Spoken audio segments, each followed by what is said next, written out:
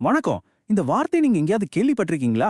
நாம ஒரு கவர்மெண்ட் ஆபீஸ்லயோ இல்ல ஒரு முடிவே இல்லாத ஃபோன் கால்லயோ மாட்டிக்கிட்டு அப்பாப்பா இது ரொம்ப காஃப்காய்ஸ்கா இருக்குன்னு சொல்லியிருப்போம் இல்லையா? சரி, இந்த வார்த்தைக்கு பின்னால இருக்கிற உண்மையான அர்த்தம் என்ன? வாங்க, அத பத்தி தான் நாம இப்போ ஆழமா பார்க்க போறோம். ஆமா, காஃப்காயஸ்க். இப்பல்லாம் இது ஒரு ரொம்ப சாதாரண வார்த்தையாகிடுச்சு. எங்க பார்த்தாலும் ஒரே குழப்பம், அர்த்தமே இல்லாத ரூல்ஸ், பியூரோக்ரசி இது எல்லாத்தையும் குறிக்க நாம இந்த வார்த்தையை யூஸ் பண்றோம். ஆனா ஒரு நிமிஷம் யோசிச்சு பாருங்க. ஒரு பேங்க்ல நீண்ட கியூல நிக்கிறது மட்டும்தான் காஃப்காயஸ்கா? இல்லவே இல்ல. அதோட உண்மையான அர்த்தம் இதை விட ரொம்ப ஆழமானது, ரொம்பவே பர்சனலானது. சரி, நீங்க டிக்ஷனரி எடுத்து பார்த்தீங்கன்னா அது என்ன சொல்லும்? அடக்குமுறை, கெட்ட கனவு மாதிரி ஒரு விசித்திரமான குழப்பமான சூழ்நிலைன்னு சொல்லும். ஆனா இந்த டெஃபினிஷன் அந்த வார்த்தையோட மேலோட்டமான அர்த்தம்தான். அதோட ஆணிவேரை புரிஞ்சுக்கணும்னா நாம ஒரு மனுஷனோட கதைக்குள்ள போகணும். அந்த மனுஷன் வேற யாரும் இல்ல, பிரான்ஸ் காஃப்கா. அவரோட வாழ்க்கையில அவர் பட்ட வலிகளும் போராட்டங்களும் தான் இந்த ஒரு வார்த்தைக்கு உயிரே கொடுத்துச்சு. இங்க பாருங்க, காஃப்காவோட வாழ்க்கையோட மொத்த போராட்டத்தையும் இந்த ஒரு ஸ்லைட்ல பாத்திரலாம். ஒரு பக்கம் அவரோட அப்பா ஹெர்மன் காஃப்கா ரொம்ப ஸ்ட்ராங்கான சக்சஸ்ஃபுல்லான ஒரு பிசினஸ்மேன். அவர் என்ன நினைச்சாருன்னா தான் மகனும் தன்ன மாதிரியே தைரியமா ஆக்ரோஷமா இருக்கணும்னு. ஆனா நம்ம பிரான்ஸ் காஃப்கா எப்படி இருந்தாரு? சின்ன வயசுல இருந்தே உடம்பு சரியில்லாத ரொம்ப சென்சிட்டிவான ஒரு பையன். அப்பாவோட கண்ணுக்கு அவர் ஒரு பெரிய டிசப்பாயின்மெண்ட். காஃப்காவோட மொத்த வாழ்க்கையுமே ஒரு சோக கதை தான். அப்பா சொன்னாருங்கிறதுக்காக பிடிக்காத சட்டப்படிப்பை படிச்சாரு. அது மட்டுமல்ல, அவர் வெறுத்து வெறுத்து ஒரு இன்சூரன்ஸ் கம்பெனில வேலை பார்த்தாரு. கடைசியில என்னாச்சு தெரியுமா? வெறும் 41 வயசுல தன்னோட எழுத்துக்கள் எல்லாம் எந்த மதிப்பும் இல்ல, நான் ஒரு ஃபெயிலியரே நினைச்சுக்கிட்டே இந்த உலகத்தை விட்டு போயிட்டாரு. அவர் வேலை செஞ்ச அந்த இன்சூரன்ஸ் கம்பெனி இருக்கே, அதுதான் அவரோட மனசுல இருந்த எல்லா பயத்துக்கும் கவலைக்கும் ஒரு உருவம் கொடுத்துச்சு.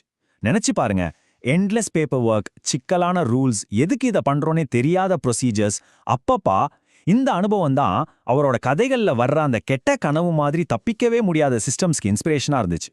ஸோ அவர் அனுபவிச்ச இந்த ஃப்ரஸ்ட்ரேஷனும் கன்ஃபியூஷனும் சும்மா அவரோட டெய்லி லைஃபோட நின்னுடல. அதுதான் அவரோட மாஸ்டர் பீஸ் கதைகளுக்கு விதையா மாறுச்சு. உதாரணத்துக்கு அவரோட தி ட்ரையல் கதையை எடுத்துக்குவோம். ஜோசப் கேன்னு ஒருத்தர் ஒரு நாள் காலையில எந்திரிச்சா அவரை திடீர்னு அரெஸ்ட் பண்றாங்க. எதுக்கு அரெஸ்ட் பண்ணாங்க, என்ன தப்பு செஞ்சாரு ஒண்ணுமே தெரியாது. அவருக்கு மட்டும் இல்ல, படிக்கிற நமக்கும் தெரியாது. அவர் ஒரு எண்டே இல்லாத, அர்த்தமே இல்லாத ஒரு லீகல் சிஸ்டம்ல மாட்டிக்கிறாரு. இது எதை காட்டுதுன்னா, காஃப்கா அவரோட அப்பா கிட்டையும் வேலையிலையும் அனுபவிச்ச அந்த அதிகாரத்தோட அழுத்தத்தை அப்படியே படம் பிடிச்சு காட்டுது. அடுத்து அவரோட இன்னொரு ஃபேமஸ் கதை மெட்டமார்ஃபசிஸ். இதுல கிரிகோர் சாம்சாங்கிற ஒருத்தர் ஒரு நாள் காலையில எந்திரிச்சு பார்த்தா அவர் ஒரு பெரிய பூச்சியா மாறியிருக்காரு. ஆனா அவரோட முதல் கவலை என்ன தெரியுமா? ஐயையோ, நான் பூச்சியா மாறிட்டேன்னு இல்ல, ஐயையோ வேலைக்கு லேட் ஆயிடுச்சேங்கிறது தான். பாருங்க, எவ்வளவு அபத்தமான ஒரு சிச்சுவேஷன்ல கூட நம்ம டெய்லி வேலைகள் நம்மளை எப்படி அழுத்துதுன்னு இது காட்டுது. சரி, இவ்வளவு பெரிய படைப்புகளை எழுதினாரே, அவருக்கு லைஃப் டைம்ல கிடைச்ச அங்கீகாரம் எவ்வளோன்னு நினைக்கிறீங்க? 0. ஒரு அங்கீகாரம் கூட இல்ல. அவரோட படைப்புகளோட உண்மையான அருமையை அவரே தெரிஞ்சுக்காம போயிட்டாரு. இதுதான் இதுல இருக்கிற மிகப்பெரிய ட்ராஜடி. இன்னைக்கு நாம 20ஆம் நூற்றாண்டோட மிக முக்கியமான எழுத்தாளர்ல ஒருத்தர்னு கொண்டாடுற ஒரு மனுஷன் தன்னோட எழுத்து வேஸ்ட்னு நினைச்சுக்கிட்டே செத்து போயிருக்காரு. ஆனா கதை இதோட முடியல. இங்க தான் ஒரு ட்விஸ்ட் வருது. காஃப்கா சாவறதுக்கு முன்னாடி அவரோட நண்பர் மேக்ஸ் ப்ராட் கிட்ட ஏன் எழுத்து எல்லாத்தையும் எரிச்சிடுன்னு சொல்லி சத்தியம் வாங்குறாரு. ஆனா நல்ல வேளை மேக்ஸ் ப்ராட் அந்த சத்தியத்தை மீறிட்டாரு. அவருக்கு காஃப்காலோட திறமை மேல நம்பிக்கை இருந்துச்சு. அவர் அந்த படைப்புகளை எல்லாம் வெளியிட்டார். அதுக்கப்புறம் தான் இந்த உலகத்துக்கே பிரான்ஸ் காஃப்கா யாருன்னு தெரிய வந்துச்சு. சரி, இப்ப நாம ஆரம்பிச்ச இடத்துக்கே திரும்ப வரும். இவ்ளோ கதை கேட்டதுக்கு அப்புறம் சொல்லுங்க, காஃப்காய்ஸ்க்னா என்ன? சும்மா ஒரு கவர்மெண்ட் ஆபீஸ்ல அலையிறது மட்டும்தானா? இல்ல, உண்மையான காஃப்காயஸ்க் அனுபவம்ங்கிறது லாஜிக்கே இல்லாத ஒரு அபத்தமான உலகத்தை நேருக்கு நேர் சந்திக்கிறது. நாம என்னதான் முயற்சி செஞ்சாலும் நம்மள சுத்தி அர்த்தமே இல்லாத சுவர்கள் தடுக்கும். நம்மளோட எல்லா முயற்சியும் வீணா போகும்.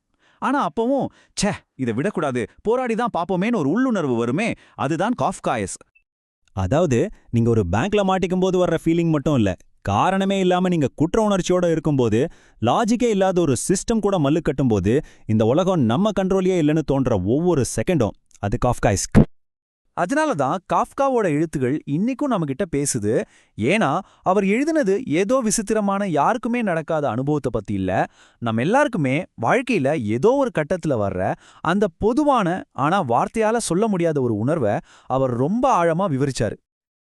அவரோட எழுத்துக்கள் மூலமா காஃப்கா என்ன சொல்ல வர்றாருன்னா, ஆமா, வாழ்க்கை அபத்தமானது தான், பல சமயம் அர்த்தமே இல்லாத மாதிரி தான் தோணும், போராட்டங்கள் இருந்துகிட்டே தான் இருக்கும். ஆனா மனுஷங்களான நாம அந்த போராட்டத்தை விட்டுடுறதில்ல. அந்த அபத்தத்துக்கு எதிரா நின்னு நமக்கான ஒரு பாதையை உருவாக்கத்தான் நாம விரும்புறோம். சோ இனிமே நீங்க காஃப்காயஸ்க்குங்கிற வார்த்தையை கேட்டீங்கன்னா அது சும்மா பியூரோக்ரேசிய பத்தினது மட்டும் இல்லைன்னு ஞாபகம் வச்சுக்கோங்க.